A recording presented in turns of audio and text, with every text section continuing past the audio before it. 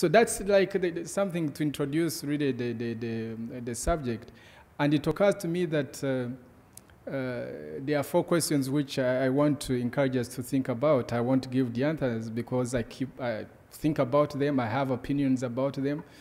The first challenge that we have in Rwanda is, for this and future generations, especially for us now, is, can really Rwandans imagine a process in which the acquisition of power and maintenance of power is not through the violent path?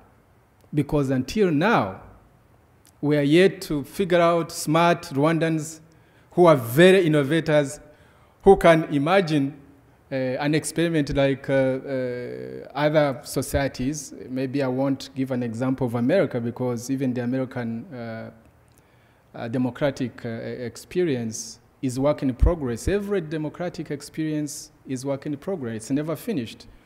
But I always imagine, is it possible for Rwanda to imagine that people can come to power and maintain power, not through the violent path, but through a peaceful path? That's what Paul and myself and other Rwandans are beginning to preach to Rwandans. And we've discovered that actually that is a kind of, it's a very difficult message, it's a difficult proposal, but we are discovering that Rwandans are very much interested in it, and that gives us hope. So that's the first challenge. Can we reimagine the process of power that is through peaceful change rather than violent and revolutionary change? That's one. Number 2, is it possible to create power structures in Rwanda in which the Hutus and Tutsis and the Twas can actually feel, yes, that's where we belong. Yes, this is our government. Yes, these are our institutions. For a long time, as we've said, power was about the Tutsi kings. And you know how monarchical governments, monarchical institutions operate. I won't even spend much time on that. Or even how colonial governments operate. I won't spend time on that. But since 1959 to date, we've had governments in which either Hutus can feel, this is, even when the majority of the Hutus are marginalized, if there is a Hutu president and the power in Rwanda is very much centralized, it's in the hands, in the past it was in the hands of the king, and then of course in the hands of a president, whether Hutu or Tutsi. And so even when people are marginalized, they still feel, actually this is our president, he's a Hutu president. Of course, I see it these days, and it's kind of interesting, because when you talk about power in Rwanda today, and you tell the Tutsis, by the way, I happen to be a Tutsi. Maybe I should have mentioned that in the very beginning, whatever that means. If that's important to you, you should know that. Because my mother told me so. I don't see how else you could be able to figure out whether I'm Tutsi. I'm sure if I had asked you, some of you would have said I'm a Hutu, others would have said I'm a Tutsi. It doesn't matter. I'm Rwandan first, and secondarily, if I'm interested on a good day, I will say, yes, I'm a Tutsi. But to me, that's very, very much secondary. But I think the idea that people in Rwanda should be able to look at themselves into the powers that there are in Rwanda is very important, so that we don't go through these cycles of saying this is a Hutu government, this is a Tutsi government, but this is a government that represents all the people. So how do we democratize the institutions in Rwanda so that they represent everybody and they protect everybody, instead of being seen as an institution or the rule of one man? Because for now, what we have in Rwanda is the rule of one man. That's the second thing. The third thing is about truth, which is the subject of today. I won't spend much of the time, but can we really use truth-telling amongst ourselves as a tool or as a mechanism of actually achieving healing and reconciliation? If you can imagine that since 1959 up to 2011, there is not a single family in Rwanda that has not been affected by the tragedy of Rwanda. Not a single family, whether Hutu or Twa or Tutsi. All of us, I'm always quick to point it out, we are like a sick nation. We're a sick nation that is in need of healing. And so I believe that I happen also to be a medical doctor, and I was taught when I was in medical school that when a patient approaches you, if the patient has an insight into how his condition, especially patients who have mental illness, but it applies to every patient, if they have an insight into their condition, you are able to work with this patient on the treatment.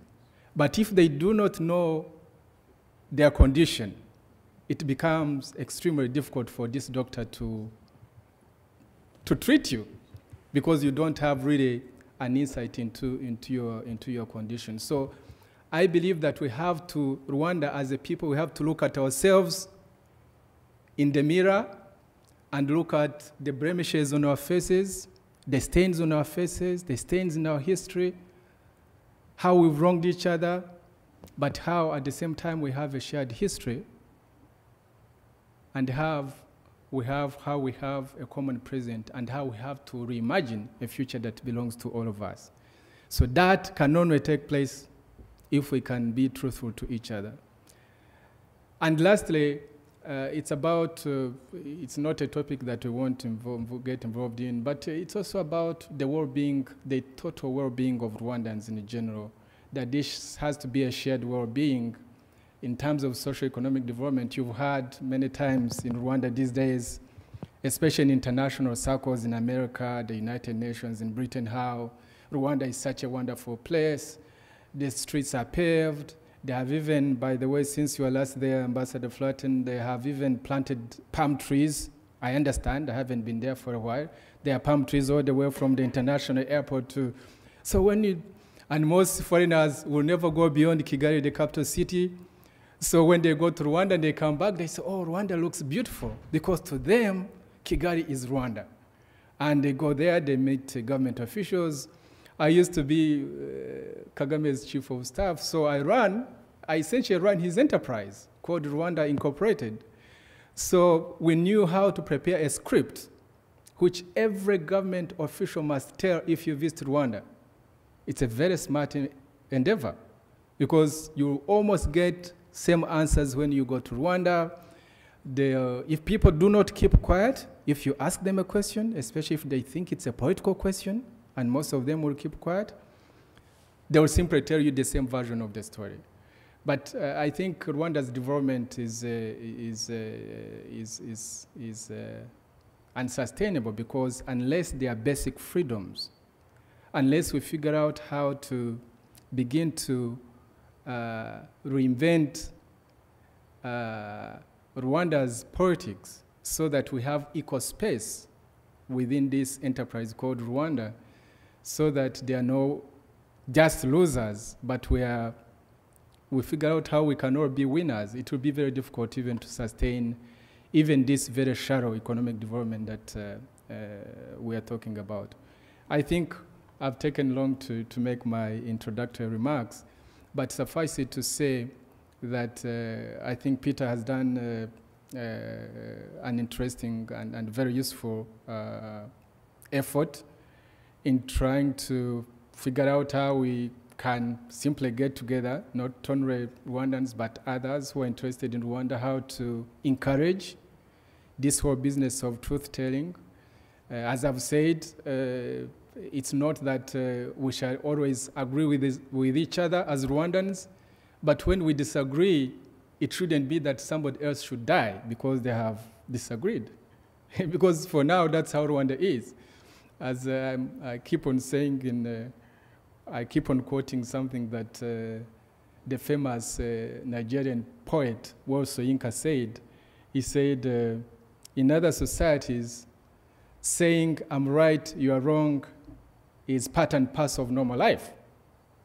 And in fact, even in our families, that's how it is. Sometimes I'm a minority in my own household. But in Rwanda, it has been turned upside down. It is that if I'm right, you're not only wrong, it is that because you're wrong, then you must die. And that is something very unhealthy. And I believe part of what we are beginning today, hopefully, we shall continue to extend it to other Rwandans so that we can live in a society where each one of us is expected to die a natural death, where we can live long, healthy, and productive lives, but most importantly, live lives of freedom. Because without freedom, I think everything becomes nothing. And I think with freedom, it is possible to imagine many other things. Thank you very much.